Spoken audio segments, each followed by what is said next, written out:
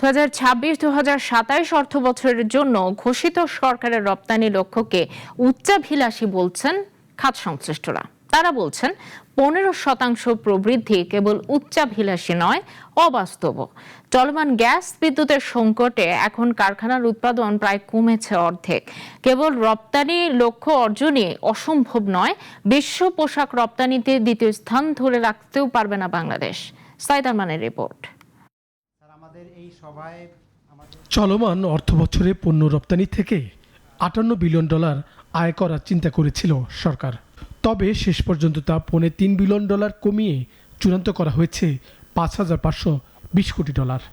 লক্ষ্যমাত্রাটি বিদায়ী অর্থবছরের অর্জন থেকে 15% বেশি। নতুন লক্ষ্যমাত্রা মোতাবেক সরকার একক খাত হিসেবে পোশাক শিল্প থেকে আয় করতে চায় $4,450 কোটি।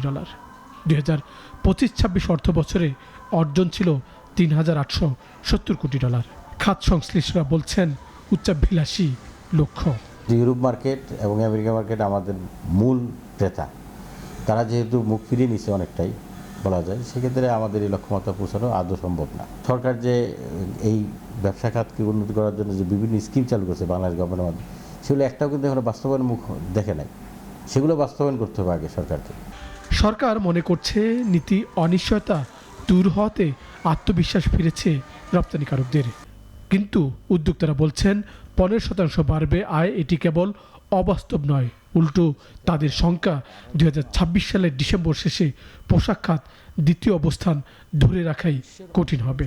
আমাদের কম্পিটিটর যে কান্ট্রিগুলি, ইন্ডিয়া বলেন, ভিয়েতনাম বলেন, চায়না তো সবসময় ফার্স্ট থাকে, বাট ইন্ডিয়া ভিয়েতনাম যখনই তারা এই গার্মেন্টস সেক্টরকে যেই পরিমাণ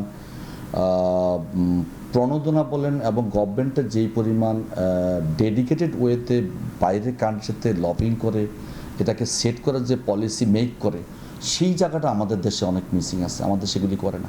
মার্কিন বাজারে নতুন 10% শুল্ক, এলডিসি উত্তরণের অনিশ্চয়তা, বৈশ্বিক মন্দা পরিস্থিতি এবং দেশের ভেতরে ব্যবসা পরিচালনা ও ব্যাংক ঋণের উচ্চ সুদ শিল্পকে বহুমুখী চ্যালেঞ্জে রেখেছে।